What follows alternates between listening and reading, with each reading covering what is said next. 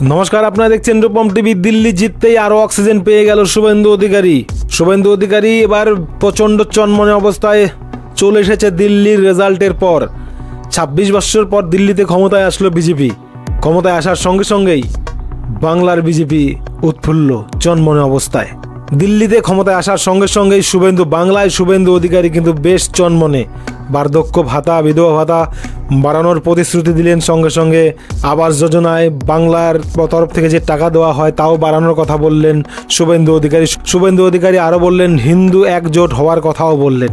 দিল্লিতে হিন্দু একজোট হয়েছে, জিতেছে, বাংলার হিন্দুদের একজোট হওয়ার বার্তা দিলেন শুভেন্দু অধিকারী। তো দিল্লি জেতার পরই চনমনে অবস্থায় বাংলার বিজেপি এবং দিল্লি হয়েছে এবার বাংলার পালা। 2026 বাংলায় জিততেই হবে, বড় টার্গেট নিয়ে নামছে এবার বাংলার বিজেপি। শুভেন্দু অধিকারী কিন্তু একদম চনমনে। তো দিল্লি জয়ের ফলে অনেকটাই দুর্বল হয়ে পড়ল তৃণমূল কংগ্রেস।